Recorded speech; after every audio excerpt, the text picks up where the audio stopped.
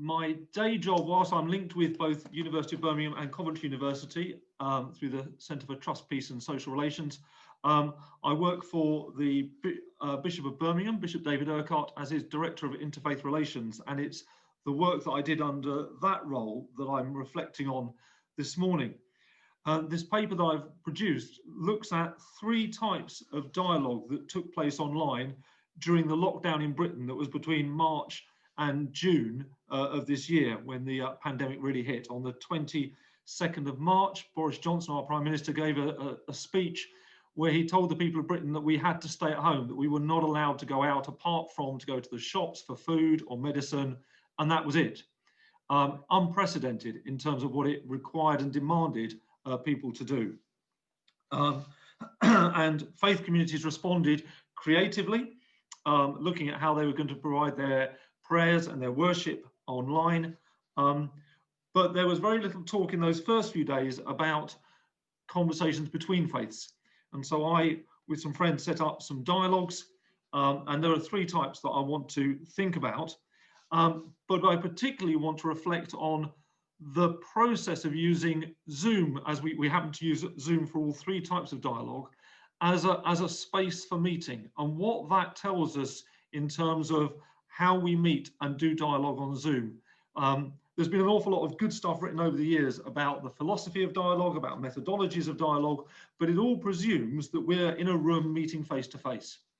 And what happens when we are entirely online?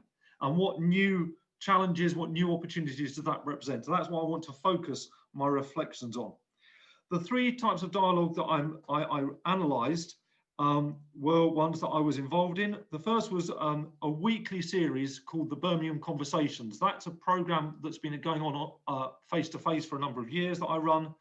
And we started it at the end of March and met once a week for 9 weeks for an hour on a Tuesday lunchtime.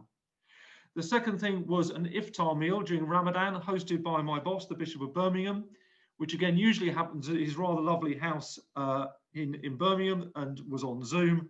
And then finally, some dialogues run by the youth organisation, The Feast, which I am the chair of the board for, and the work they did with teenagers using Zoom. So those are the 3 things that I'm going to focus on. The conversations, as I say, ran for 9 weeks, and their aims can be summed up as lots of descriptions of dialogue, but Jarvis's description is quite useful in terms of friendship, understanding, challenge, and cooperation. And those were things that we sought to achieve in those weeks. It was particularly around friendship, keeping friendships going that existed, and new people joining in. Really developing some understanding of how our faiths made sense of the pandemic, of what we were going through. There was less challenge because actually people needed to be built up and encouraged at that stage in the process, and it led to some cooperation. The feast activities held a very similar kind of philosophy, but as I say, were for teenagers, and then there were obviously adults involved, and there was issues around safeguarding and leadership, which I'm going to look at as well in a moment. And both of those activities included people, and it deliberately included people who held on to quite exclusivist or absolutized truth claims. That's something that we've kind of tried to include in those groups, that people are able to come with that kind of framework of saying, actually, essentially, I believe I'm right, but I'm willing to listen to someone else to explain why they think they're right. And that was part of that process. The Iftar meal is quite different in that it's a Muslim celebration that's hosted by the bishop. And while some people critique the notion of Christians hosting Iftar meals, this has over the years been very popular, but it was the one that had the most change to it. Usually with an Iftar meal, as you know, it's during Ramadan, as the fast is opened at the end of the day, and one meets together and prays and eats. And now, I don't know if you've tried, but watching people eat on Zoom is, to be honest, revolting. So we didn't eat together. We did the kind of build up. So we had reflections, we had kind of gathering, we had the call to prayer, we had a blessing from the bishop, and then we all went our separate ways and ate at home. So that was the one with the biggest difference. Overall, the events, I think people appreciated them, that things have been repeated. Although there was much that was missing from the face-to-face events, there were some things, and just as Professor Mike Hardy's just said about looking for the strengths, actually it did provide some new strengths, and there were some real positives that came out of this experience. For some, it meant that some people could be included who struggle to get out to meetings, who find that difficult, and for the fees, it enabled international meetings, which hadn't happened before, with young people from England, the USA, and Australia. There was, however, what's been called the digital divide. Those who were comfortable and could access the technology and those who couldn't. And actually what became interesting was that was most pronounced actually amongst the young people. Whilst there are elderly people, my parents included, who struggle with using technology, what we found were the young people, particularly in some of the poorer areas we're working with, who have they don't have the access to it. And the kind of the trope of young people constantly on their iPhones, permanently connected, is nowhere near as ubiquitous as perhaps we all assumed it was prior to this year. We found a number of young people who had either very old smartphones or no phone, very limited amounts of data, so found it very difficult to participate. So what I want to do now is, I'll say, give most of my time to analysing Zoom as a place of meeting. And what I'm saying now, because we use Zoom, is that, but it would also apply to things like Microsoft Teams, Skype, Google, etc. Under two kind of headings, really. The first heading I want to talk about is what we call the democratizing of dialogue. Actually, for those with the technology, given what I've just said, it is very easy to use. It's free. The host might have to pay for it, but the participants don't have to pay. It's free to join in. You don't have to travel anywhere. It requires very little time. An hour-long meeting takes very little more than an hour. And it's easier to run events.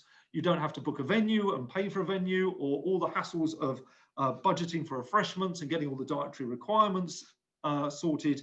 It actually becomes a very easy event to run. And actually, we found it included all sorts of people who, if we'd said, come along for an hour and a half meeting in the city centre or somewhere, wouldn't have come, and in the past haven't come. But it also democratizes, certainly on Zoom, in terms of what it looks like, the visuals. Everyone is in the same sized box, regardless of who you are. The bishop and the teenager appear the same. And actually, there's something very powerful there about everyone being the same. It doesn't privilege anybody in terms of the visual presentation. However, the algorithms that these sorts of software use also present their own challenges in the way that where the boxes are presented, because actually each person has a different visual representation of where the people are in the meeting. And that gives you a different perception of what's happening and who's next to who's at the top of the screen or the bottom of the screen. And this was evidenced when one of the Feast international meetings we did, and I was recording it. And when we look back at the recording, all the Christian young people were on one side of the screen, the Muslims were on the other side of the screen, and the adults were in the middle. It looked like they were keeping them apart, completely contrary to what we were trying to achieve. But the other people in the meeting had a different visual impression of what was happening. So there's something there about understanding that what you see is not what other people see, which is very different to meeting in a room where we're essentially seeing the same group of people. But there's a whole other range about power dynamics that come into play in a very different way online to being in a room. The host has complete power over who to let in if you've got the waiting room facility enabled. It's like having a bouncer on the door, absolutely deciding who enters and who doesn't. Complete control that way. Also with the muting facility, whilst people can unmute themselves, the host has power, and Frances could do this now if she wished to mute me, and I have no control over that. And that power to stop people speaking is total for the host. They can do that. But participants have new types of power as well. For example, most of you now have your cameras turned off. That's absolutely fine. But if you're trying to have a dialogue with perhaps 8 people on a Zoom and 2 people have their cameras turned off, there's a power dynamic about they can see other people's rooms, people can't see them. Perhaps they feel unable to join in because they haven't got the camera on. But it changes the power in a way that would be different to if we were sitting in a room together. People can do things. People can take screenshots of people without anybody knowing. it's very difficult to take a photo of a group in a room without people realizing what you're doing. And so actually having to say to people, please don't take screenshots, because I've seen some shared on social media with people yawning, looking bored, because it's just a split second. People can have other people in the room out of sight of the camera, commenting or listening in when it might be presumed to be a confidential conversation. And how the chat is used presents power dynamics as well, because the host can control how that's done, whether it's everybody can comment. And if that's done, if you all decided to now say rude things about my presentation, it would pop up in front of me and for everybody else. And you are completely at liberty to do that.